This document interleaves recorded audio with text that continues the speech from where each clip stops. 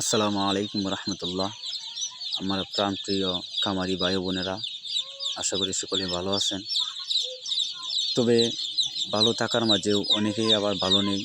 বিশেষ করে আমরা যারা ব্রয়লার মুরগি পালন করি, আমাদের যে বেশিরভাগ সমস্যাটি হয়, আমরা অনেকেই বলি যে বুড়ার অবস্থা বাচ্চা মারা যায়। আজকে আমি আপনাদের সামনে এই বিষয় নিয়ে একটি নতুন ভিডিও নিয়ে আসছি। অবশ্যই আপনারা মনোযোগ দিয়ে আমার ভিডিওটা দেখবেন এবং আমার কথাগুলো শুনবেন। ইনশাল্লাহ আপনারা বাচ্চা মারা যাওয়ার এই সমস্যায় আর পড়তে হবে না ইনশাল্লাহ।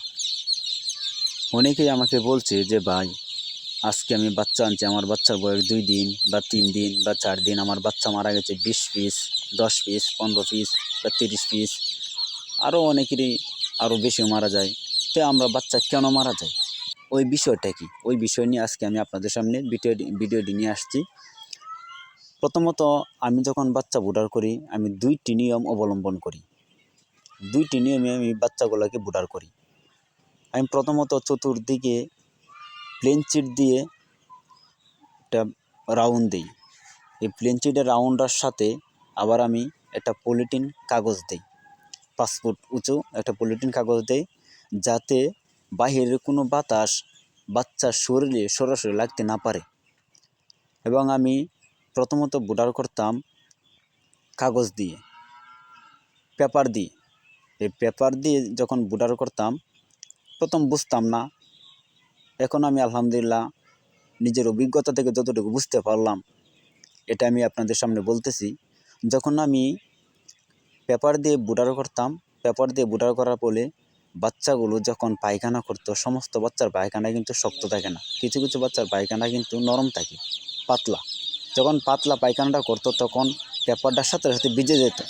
আর যখন এই ভিজা পেপারটার মধ্যে বাচ্চাগুলো চলাফেরা করতো, বাচ্চাগুলো বসে থাকতো, ঘুমাইতো, তখন এই ঠান্ডা থেকে বাচ্চাগুলো ঠান্ডা লেগে যেত এবং বাচ্চাগুলো নিউমোনিয়া হয়ে যেত।